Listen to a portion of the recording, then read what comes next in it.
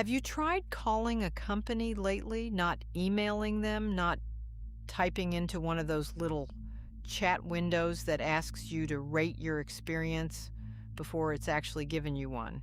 I mean, picking up the phone and trying to reach a person. Maybe you got a menu, then a second menu that seemed to be the first menu with the words rearranged. Maybe you said representative out loud in that calm voice you use when you're determined not to sound annoyed yet. And the system apologized and offered you the menu again. And here's the part I find interesting. Later that same day, your own phone probably rang. You looked at the screen, you didn't recognize the number, and you let it go. So the phone has stopped working in both directions. They won't answer yours, you won't answer theirs.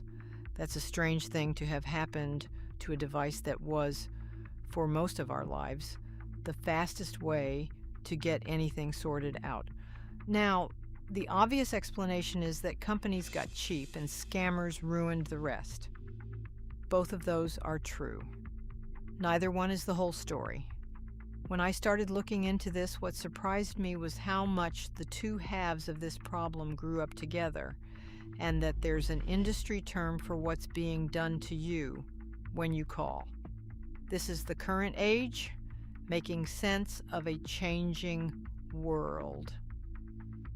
One quick thing first, I wrote a guide on navigating technology, money, scams, AI, and everyday life for anyone who's tired of feeling like they're the one who fell behind.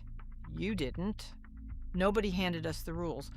It's at thecurrentagereport.com, linked below, and there's a QR code on screen if you're on a TV. It pays for the research that goes into these. Right, where were we? To understand what changed, it helps to remember what the phone used to be. In 1967, a scientist at AT&T named Roy Weber developed toll-free service, the 800 number. It wasn't invented to delight anybody. It was invented because human operators were drowning in collect calls, and somebody needed to take that work off their desks. But once a business could pay for your call, instead of charging you for it, the phone number became the front door. By the mid-'80s, after the AT&T breakup made those numbers affordable to ordinary regional companies, that door was on every package, every bill, every television ad. Yeah, interactive voice response arrived around the same time, and it started out genuinely useful. Banks used it so you could dial in at 9 at night and hear your balance without waiting for a teller. It was a shortcut past the line, not a wall in front of it. What turned it into a wall was arithmetic. A live phone call is the most expensive way a company can talk to you because a live phone call requires a live person. And in a contact center, the people are nearly the entire budget. A web page costs about the same whether one person reads it or a million do, so the moment self-service became technically possible, every finance department in America was looking at the same spreadsheet. And out of that arithmetic came a metric I'd never heard of until I started digging, which I now can't stop thinking about. It's called deflection rate. You calculate it by taking the number of customer issues resolved without a human and dividing by the total number of issues. Companies track it. They set targets for it. A higher number is considered a better number. Sit with that for a second. Somewhere in the customer service industry, there is a performance metric whose entire purpose is to measure how successfully a business avoided speaking to you, and it goes on a dashboard next to sales. You've felt that metric. You just didn't know it had a name and a target attached to it. Here's where I expected to find a straightforward story about companies saving money, and instead found something stranger. In 2024, Gartner surveyed more than 5,700 customers and found that only 14% of customer service issues get fully resolved in self-service. Even for problems the customers themselves described as very simple, only about a third made it all the way through. So the wall works, but it doesn't work the way you'd assume. It isn't solving your problem instead of a person.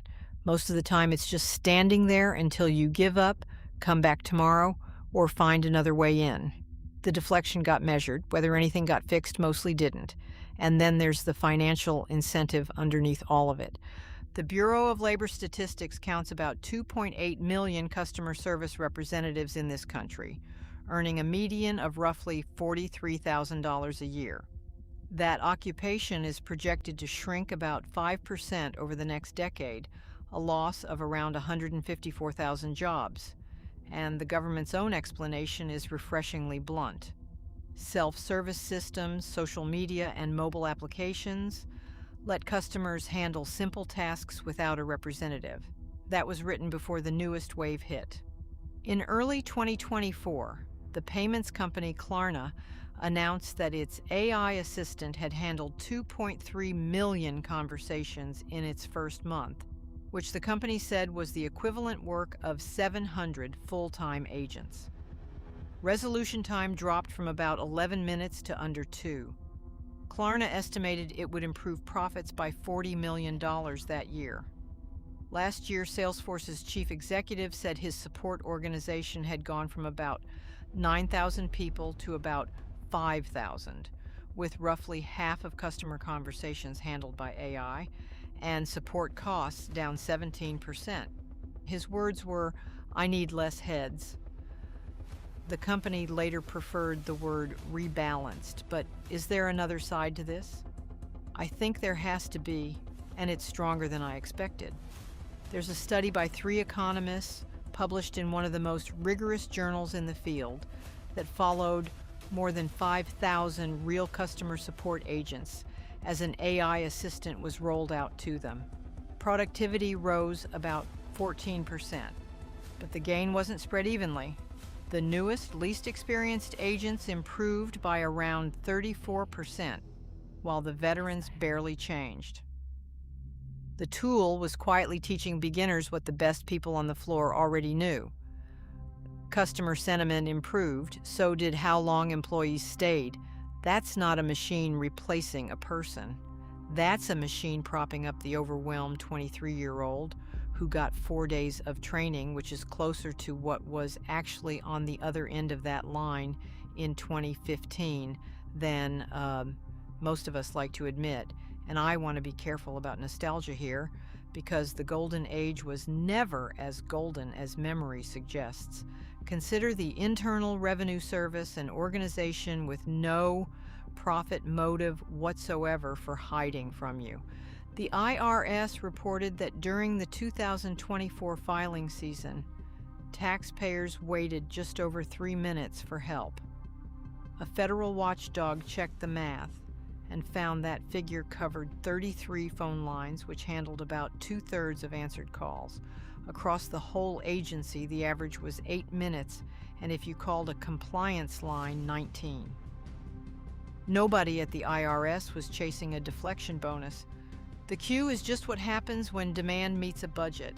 Now, the other half of this, and the half I think gets underexplained, while companies were making their phones harder to reach, we were making ours unreachable too, and for reasons that are entirely rational. Pew Research found last year that 68% of American adults get scam calls at least once a week, and about a third get them every single day. Industry estimates put robocall volume in the neighborhood of 50 billion a year, and it's barely moved in 5 years. The Federal Trade Commission counted more than $12.5 billion in reported fraud losses a couple of years ago, a jump of a quarter over the year before. And preliminary figures for last year are higher still. So when your phone lights up with a number you don't know, ignoring it isn't paranoia. It's arithmetic, same as theirs. Here's the piece that surprised me most. There is a system meant to fix this called Stir/Shaken, which carriers were ordered to implement starting in 2021. It's why you sometimes see "scam likely" on your screen, but it doesn't verify who is calling you. It verifies which carrier handled the call and how confident that carrier is that the number wasn't stolen. It's a chain of custody, not an identity check, which means a scammer with a legitimately obtained number running through a compliant carrier can arrive on your screen looking perfectly authenticated while claiming to be your bank. Caller ID, the thing many of us have trusted since it showed up on a little box in the 90s, now tells you where a call came from without telling you who it's from. And underneath all of it, the phone itself moved. Nearly 4 in 5 American adults now live in households with no landline at all, according to the CDC, which tracks this not out of curiosity, but because it can't run its own health surveys otherwise.